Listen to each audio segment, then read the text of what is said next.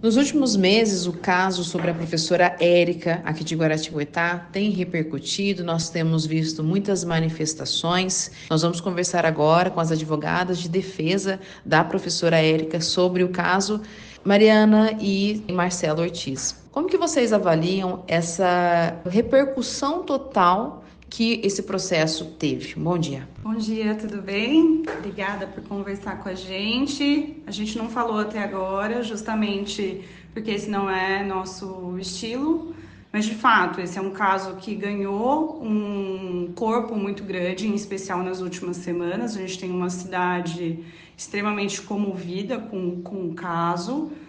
Tudo isso que tem acontecido é natural, é genuíno, são pessoas que se importam com a Érica, pessoas que estão à frente dessas organizações, das orações que começaram, tudo começou com as orações. As pessoas que começaram organizando isso também não têm controle do tamanho que isso tomou.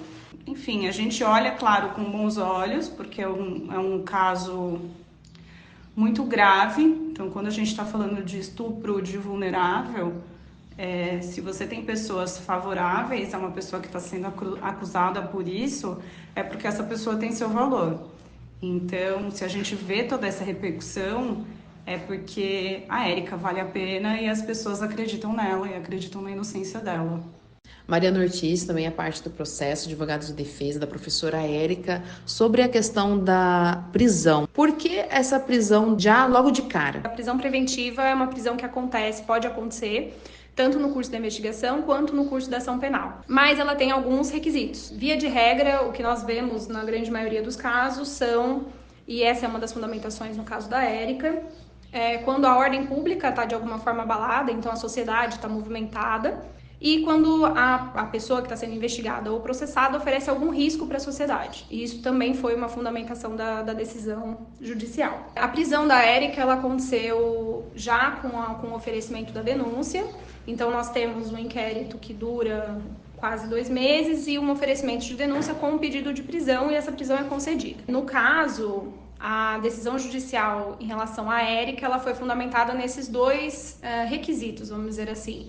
Então, como se a ordem pública tivesse abalada, então a sociedade estivesse ali movimentada e abalada com essa situação, e em um potencial risco da Érica perante a sociedade, então que ela poderia eventualmente reiterar esses supostos abusos. E vocês ainda estão aí brigando, né, entre aspas, para poder revogar essa prisão? Temos um habeas corpus em julgamento e temos outras medidas também que serão tomadas caso necessário. Os requisitos, no nosso entender, não estão preenchidos. Nesse momento, qual que é a fase que o processo está? A gente está na fase da ação penal em que vai ser designada audiência, que a gente chama de fase de instrução. Nós apresentamos a defesa escrita da Érica já faz algum tempo e a juíza, nesse momento, vai começar a marcar as audiências para que a gente comece essa fase instrutória. Vocês, enquanto advogadas, qual é o posicionamento quanto a todas essas campanhas e também de ter aceitado a fazer essa defesa, inclusive uma defesa pro bono? Eu acho que a Érica é uma pessoa que cativou muitas pessoas ao longo da vida. Ela cuidou aí de muitas crianças, particularmente, né? Ela sempre trabalhou como babá, a princípio. Antes de entrar no colégio, ela já tinha trabalhado durante muitos anos como babá e continuava também atuando dessa maneira. A Érica, com certeza, é uma mulher que tem muitas pessoas que gostam dela, que acreditam nela, na inocência dela, assim como a gente. O problema desse caso é que ele começa já com o autor dos fatos, né? Olha, houve um crime e quem fez foi a professora Érica. E isso já nos chamou muita atenção logo no começo, a condução disso.